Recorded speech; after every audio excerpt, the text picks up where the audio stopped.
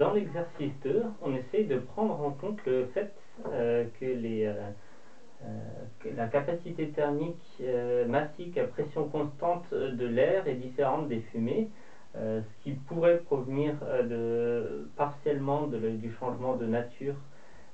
chimique du fluide, mais ce qui provient notamment de la différence de température entre la température chaude qu'on va avoir dans la turbine et la température froide qu'on a plutôt au niveau du compresseur. La question se pose de quel est le CP qu'il faut utiliser lors du passage dans la chambre de combustion. Alors c'est pas forcément une question facile et en fait pour pouvoir répondre correctement à cette question il faut se rendre compte que on exprime une égalité entre la chaleur spécifique QBC échangée pendant le passage dans la chambre de combustion comme étant égale à la variation d'enthalpie de notre fluide d'une part, mais plus tard on va aussi chercher à calculer la consommation de carburant et pour pouvoir calculer la consommation de carburant on va considérer que ce QBC provient entièrement de la chaleur qui a été relâchée par la combustion de notre carburant, et pour cela on va utiliser le PCI, pouvoir calorifique de combustion inférieur, qui est appelé en anglais LHV, Lower Heating Value, et pour pouvoir rendre cette égalité exacte, en fait, lorsqu'on exprime ce QBC, il faut bien tenir compte de ce qui est considéré comme étant l'origine de l'enthalpie dans la définition du PCI. Alors, je ne l'ai pas donné ici la définition du PCI, mais de manière générale, un PCI ou un PCS se définit comme étant la chaleur produite par la réaction exothermique de combustion à pression constante. Alors je le précise bien à pression constante parce qu'il existe aussi certaines définitions à volume constant et dans les conditions normales de température et de pression. Et ça c'est un point qui est parfois un peu délicat parce qu'il existe plusieurs normes, des normes ISO, des normes DIN qui fixent parfois la température normale comme étant à 0 degré Celsius, parfois 15, parfois 20, parfois 25, et la pression normale comme étant parfois un bar, parfois une atmosphère. Donc il existe plusieurs normes différentes.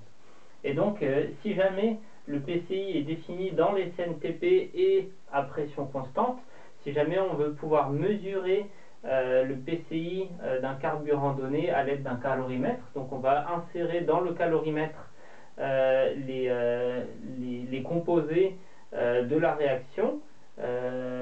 et la réaction va avoir lieu. Alors il faut s'assurer que cette réaction puisse avoir lieu à pression constante, c'est-à-dire que le volume du calorimètre peut varier pendant les réactions. On va mesurer la température finale et on va déduire de cette température finale le PCI. Alors si on veut être vraiment exact dans l'expression du PCI, il faut tenir compte que la température initiale dans laquelle on a mis les composés de la réaction dans le calorimètre peut être différente de la température normale à laquelle est défini le PCI. Donc le PCI sera défini comme la variation d'enthalpie de chacun des composés de notre réaction qui seront apportés de cette température initiale vers la température normale. Donc ça nous donnera une valeur négative si jamais la température initiale est supérieure à la température normale. Et attention, il faut équilibrer ceci par unité de masse de carburant, étant donné que le PCI est défini comme une énergie par unité de masse de carburant. Et le CP ici de chacun des composants est une énergie par unité de masse du composé en question et par Kelvin. Et donc il faut donc le pondérer par le ratio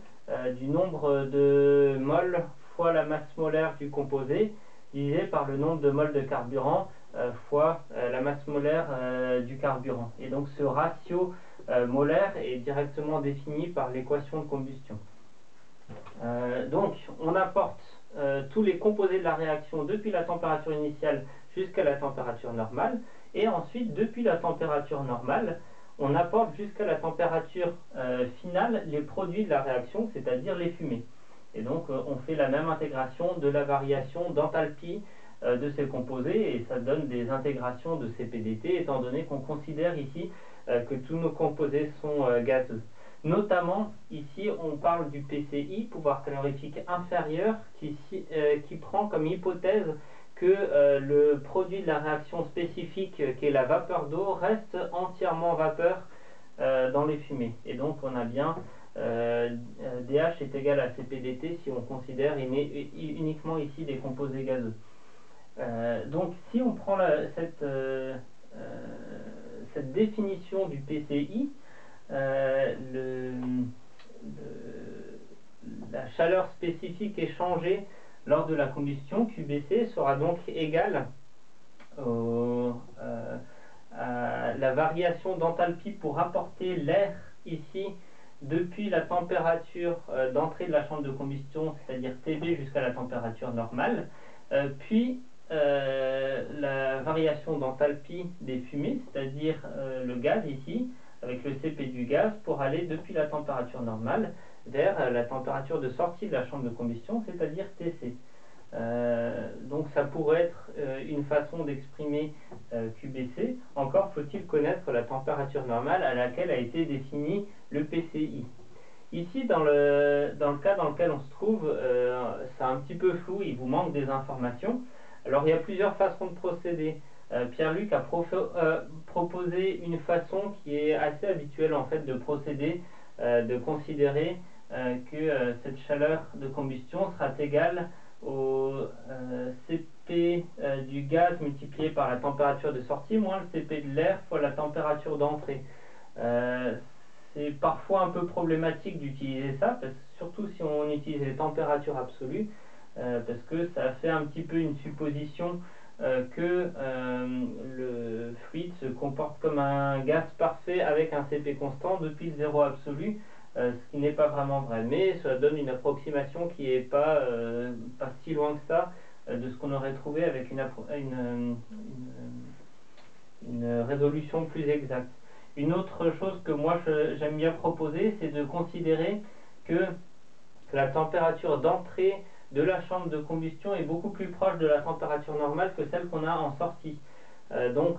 on peut à la limite considérer qu'on fait d'abord la réaction de combustion et qu'ensuite toute la chaleur de combustion sert à augmenter la température des fumées depuis la température TB à laquelle a lieu le changement de nature physique jusqu'à la température TC. Dans ce cas-là, QBC serait égal au CP du gaz multiplié par la variation de température. Encore une fois, c'est une approximation, c'est pas tout à fait exact, mais on sera relativement proche de l'expression exacte de QBC, surtout en considérant que les CP en fait ne sont pas si éloignés que ça l'un de l'autre.